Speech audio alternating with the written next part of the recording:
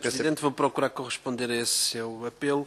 Eu queria, em primeiro lugar, e não é um pro forma, saudar o professor Manuel Meirinho, porque o facto de ter aceito vir aqui à nossa comissão demonstra que aborda com seriedade estas matérias. É, aliás, um académico a quem reconhecemos um percurso de investigação e produção de trabalho na matéria da representação política, do papel do Parlamento, enfim, também das questões partidárias, e, portanto, não queria que ficasse nenhuma dúvida em relação a isso, independentemente de discordâncias que, naturalmente, teremos em relação a algumas das matérias que aqui estão. E isso é tão mais importante quando nós hoje vivemos um ambiente em que se fomenta a ideia de que a política e os partidos são todos iguais, é tudo a mesma coisa e procurando com isto, enfim, na minha opinião, desviar as atenções daquilo que de facto está em causa e das posições diferenciadas e legítimas de cada partido em relação a cada matéria. Ontem, aqui foi referido, um ministro dos Assuntos Parlamentares deu mais um contributo no sentido desse tipo de campanha, e nós sabemos que em matéria de financiamento dos partidos há determinadas linhas editoriais e também, e não estou a falar do professor Manuel Meirinho naturalmente, certas figuras do meio académico que procuram ou vender jornais ou promover-se à custa da ideia da crítica à lei dos partidos, e eu acho que isso é repugnante, é democraticamente repugnante.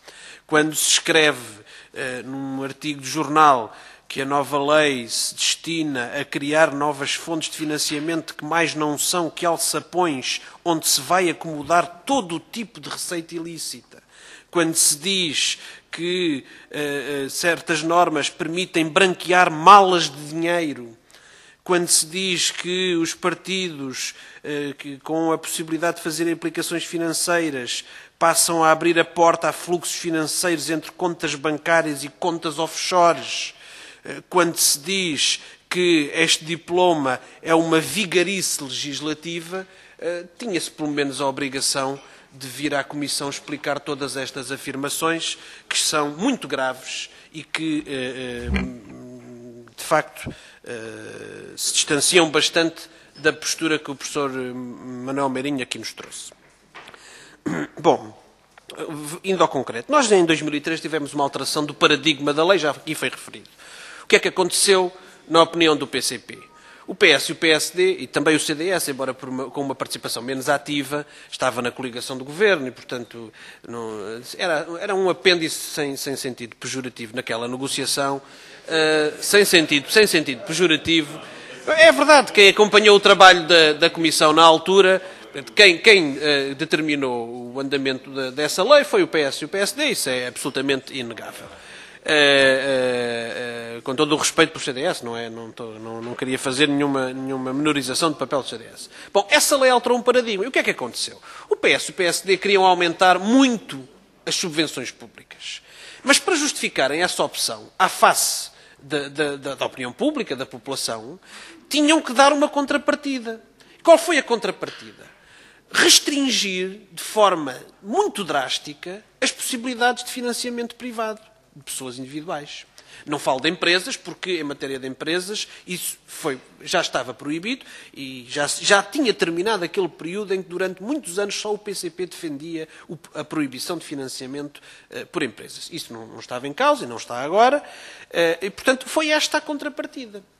O problema é que esse aumento brutal das subvenções públicas, por um lado, não dá nenhuma garantia de resolver os problemas de promiscuidade que, entretanto, que na altura foram invocados e que certamente se podem continuar a colocar neste momento. E, por outro lado, ignorou situações concretas de outros partidos que têm uma forma de funcionar diferente. Bom, e nós podemos dizer, toda a gente sabia na altura, isso aliás foi devidamente enunciado, que as normas que estavam a ser aprovadas iam ter um efeito, em matéria de financiamento privado, iam ter um efeito concreto num partido. E isso era reconhecido pelos próprios autores da lei.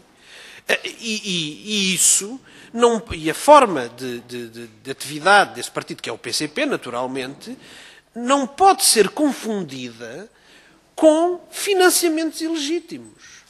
Porque nós não podemos, nesta discussão, em que se fala recorrentemente, se utiliza recorrentemente a expressão dinheiro vivo, querendo dizer quase sempre com ela dinheiro criminoso, não se pode confundir o dinheiro criminoso que eventualmente exista com as contribuições dos militantes, com o resultado de iniciativas que são transparentes e estão à vista de todos, com o resultado da iniciativa própria de um partido que pode editar livros, que pode ter outro tipo de atividades de diversa índole, e isso não pode ser ilegítimo na nossa democracia. Tem que ser legítimo, fiscalizado, naturalmente, transparente, mas não podemos ter uma lei que, para justificar o aumento das subvenções, torna tudo o resto absolutamente impossível, ou praticamente impossível. Bom, e, na verdade, nós, de grosso modo, nós temos na estrutura de financiamento dos partidos duas situações diversas. Enquanto no PCP as subvenções públicas são uma parte minoritária do financiamento e os recursos próprios são uma parte maioritária, nos outros partidos é ao contrário. Não estou a fazer nenhum juízo de valor em relação a isso. É assim, é um facto objetivo. Quando se proíbe, em grande parte, os tais recursos próprios, está-se a dizer que o partido que depende deles de forma maioritária vai ver fortemente tolhida a sua atividade. E esta é a perversão desta lei. Depois, nós temos que... Portanto, nós sempre nos pronunciamos pela existência de um financiamento público, sim, mas moderado, e que não pode atingir estes limites, e que fosse compatível com a possibilidade de cada partido ter a sua própria atividade e com ela também angariar recursos para a sua atividade. Porque esse tipo de participação em que cidadãos se empenham ou apoiam um determinado projeto e contribuem para ele de diversas formas, mas também financeiramente, é uma coisa que nós devemos valorizar. Não é uma coisa que nós devemos penalizar. O facto de um cidadão querer participar num partido e contribuir para ele até financeiramente é uma coisa boa para a participação cívica e para a sociedade, não é uma coisa negativa. E na elaboração desta lei, no debate que muitas vezes se faz à volta dela, isso foi sempre apresentado como uma coisa negativa, como um aspecto negativo, que não é, porque nos tempos de falta de participação democrática que temos, e todos reconhecemos que temos, essa participação tem que ser acarinhada e não tem que ser penalizada e tratada como se criminosa fosse. Depois, queria dizer ainda o seguinte. Nós, no PCP, temos milhares e milhares de militantes que pagam cotas baixas. E os outros partidos também têm. Talvez não numa proporção tão grande como nós, é difícil fazer essa comparação, mas também têm. Agora, se há outros partidos que podem, devido à sua estrutura de financiamento, podem prescindir dessa contribuição das cotas, por exemplo, no caso do PCP isso não é assim. Isso é uma receita importantíssima para o funcionamento do PCP. Importantíssima e legítima. E não se pode pedir, por exemplo, nós temos organizações de freguesia, que nas freguesias com mais militantes, que se mantivesse a situação que havia em 2003, de pagamento de pequenas cotas em dinheiro, uma freguesia, eu conheço várias, ultrapassava o limite que está na lei. E isto é possível. E mais, é obrigatório que para ser militante de um partido se tenha que ter conta bancária. Porquê? Há 1 milhão de pessoas que não têm conta bancária em Portugal. E porquê é que, para se ser militante de um partido, dado que o limite do pagamento em dinheiro é apenas de 21 mil euros, mais ou menos, e, portanto, isso não dá para todas as cotas durante um ano inteiro de todos os militantes de pequenas contribuições, quer dizer que, para ser militante de um partido, tem que se ter uma conta bancária, para passar um cheque ou fazer uma transferência, nem que seja para pagar 2 euros ou 1 euro ou 50 cêntimos, como temos em tantos casos. Isto é absolutamente inaceitável. Não pode haver, e a Constituição não permite, uma obrigação de ter conta bancária para nada, muito menos para ser militante de um partido. Pronto, depois há o problema da Festa do Avante. A Festa do Avante é uma iniciativa de angariação de fundos. Os deputados riem-se. Pois não é um problema, mas parece que esta lei quer torná-la num problema. Porque é uma iniciativa de angariação de fundos que, naturalmente, tem dificuldade em conformar-se com o limite de receitas que está previsto no respectivo artigo da lei.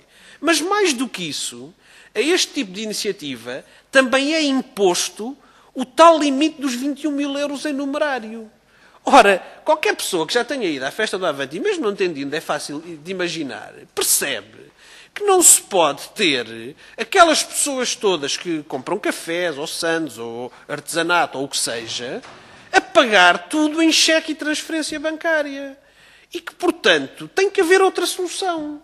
E é isso também que a lei exige em matéria de alteração.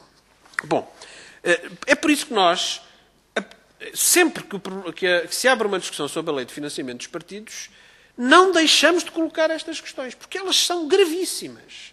E são um entorce ao nosso regime democrático que tem consequências concretas e que não podem ser aceitas. Depois, sobre as questões que o Sr. Professor colocou, estamos completamente de acordo com a ideia de que a redução foi muito escassa e que também não devia ser transitória. Essa foi, aliás, a razão por que votámos contra. Como o Sr. Professor referiu, fomos nós que propusemos o regresso aos valores anteriores, até porque pensamos que, mesmo do ponto de vista das campanhas eleitorais, não é este acréscimo de dinheiro que aumenta o esclarecimento das pessoas. Não é. A nossa proposta incluía não só as despesas de campanhas eleitorais, como os respectivos limites de despesa que devem acompanhá-las, como também as subvenções anuais, que devem também ter uma contenção. Éramos, aliás, os únicos a propor essa matéria. E há uma outra coisa que eu queria salientar e que o Sr. Professor aqui pôs e que tem uma importância central. É que nós, de facto, não estamos de acordo que o regime democrático tenha partidos dependentes das subvenções do Estado. Porque nós hoje vivemos numa situação, enfim, de alguma normalidade e, portanto, parece não haver um problema com isso. Mas isso é um aspecto muito pernicioso em determinadas situações de crise. E ter esta dependência é um problema que um dia pode vir a revelar-se muito sério e muito complicado para a liberdade partidária e para a liberdade de intervenção política, porque se um dia, esperemos que isso nunca aconteça, alguém que controla o Estado, seja como for, determinar, num certo sentido, as limitações financeiras, isso significa que há um conjunto de partidos que, dependentes da subvenção pública, ficarão limitados na sua atividade. E nós não queremos isso para o nosso regime democrático. Não é só porque isto nos afeta particularmente a nós, e nesse ponto estamos completamente de acordo. Sobre as questões mais concretas, em primeiro lugar dizer que eu acho que o Sr. Professor tem toda a razão em relação à confusão de conceitos. Isso foi um problema desde a origem da lei. Aliás, assinalado na altura, mas enfim, depois não foi isso que teve maior destaque, pelas razões que são compreensíveis. E já agora queria dizer que a lei foi aprovada na altura por PSD e CDS e não pelo PS. O PS votou contra por uma razão muito simples. É que o PS esteve contra o adiamento do aumento das subvenções que o PSD na altura quis impor e impôs. E estando contra esse adiamento, votou contra a lei. Não porque não estivesse de acordo com o aumento das subvenções, mas porque não estava de acordo com que isso acontecesse só daí a 2 anos. E já agora, só para a memória histórica, é importante que isso fique dito, que isso depois é difícil de encontrar nas atas, mas foi isso exatamente que aconteceu. Contribuições de candidatos. Esta proposta estava incluída no texto que foi aprovado por unanimidade aqui na Assembleia e depois vetado pelo Presidente da República em 2009. E a nós parecia-nos uma benfeitoria legislativa. Percebo que está a criar alguma confusão, mas do nosso ponto de vista, em primeiro lugar, não havia nenhuma dúvida de que estariam sujeitos aos limites dos donativos singulares. E qual era a intenção disto? É que valia a pena discriminar, que os partidos fossem obrigados a discriminar, de entre os donativos singulares, quais os que eram dos candidatos. E eu acho que essa é a intenção desta alteração. Porquê? Porque não é irrelevante que um donativo seja dado por uma pessoa que, enfim, não está numa lista ou que seja dado por uma pessoa que está na lista. Portanto, penso que, aliás, é essa a razão dela vir inserida junto aos eleitos. É pela mesma lógica de razão. Portanto, penso que é essa a intenção. Naturalmente, isto é passível de melhoramento. Não há nenhuma... Estas contribuições, a partir daquele limite anual, portanto, quase todas terão que ser por cheque ou transferência bancária. Portanto, são escrutináveis.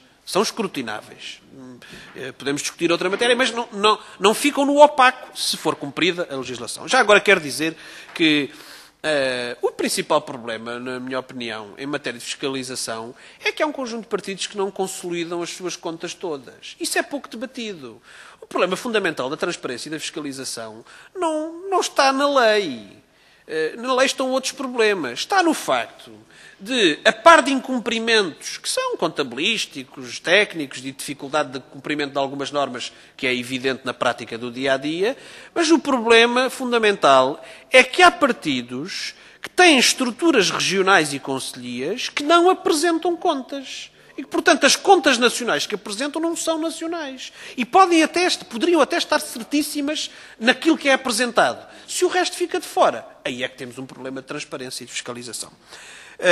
Quanto à colaboração de militantes, não é receita nem despesa. Pois não, é militância. Não é uma receita nem uma despesa. O que acontecia era que a entidade das contas pedia aos partidos para contabilizar, por exemplo, se havia uma caravana automóvel numa determinada eleição, para contabilizar qual era o valor da participação daqueles militantes com aqueles carros. Ou, por exemplo, no nosso caso, por exemplo, no Centro de Trabalho Hotel Vitória, no Hotel Vitória na Avenida da Liberdade, quando se faziam sessões ali, contabilizar isso como uma despesa. Ora, isto é um absurdo, não é? Portanto, é esta a ideia. Finalmente, a questão do lucro das campanhas. Eu acho que aqui pode haver um problema em relação às presidenciais. Acho que aí a questão é um pouco, de facto, diferente. A interpretação, acho que o que está escrito na lei é que a subvenção não pode ultrapassar as despesas e que, havendo excedente, tem que ser devolvida. Eu não estou de acordo com isso. Porque antes era aquela situação ainda mais perversa de que o PCP angariava recursos e depois o dinheiro era distribuído pelos outros partidos, que era assim que funcionava. Era assim que funcionava. Porque é o partido que mais angaria recursos próprios nas campanhas, isso é evidente, e, portanto, isso depois era em benefício dos outros partidos. E o cidadão que contribuía para a campanha do PCP estava, afinal, a contribuir para a campanha do PSD ou para a campanha do PS. Ora, isto é uma coisa completamente absurda. Agora o dinheiro é devolvido ao Estado. Já não vai para estes partidos. Mas, na realidade, isto significa realmente uma diminuição da subvenção.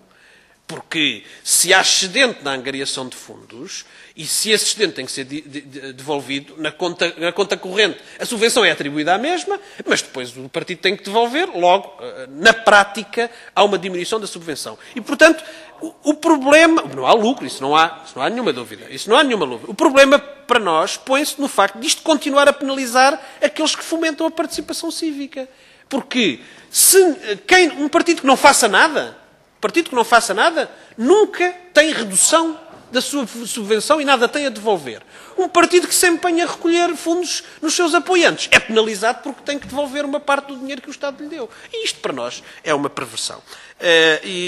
Finalmente, queria dizer que, já disse, as presidenciais podem ter aqui uma circunstância diferente e, da mesma forma, eventualmente, nas autárquicas, as listas de cidadãos e eleitores, que, aliás, são um problema pouco debatido, mas que é muito mais complexo do que as listas que envolvem partidos políticos, porque esses são estruturas perenes que se mantêm, enfim, grosso modo, se mantêm em atividade e são fiscalizáveis, e as listas de cidadãos e eleitores terminam com o ato eleitoral e, portanto, em matéria de fiscalização, isso tem uma complexidade muito superior. Obrigado.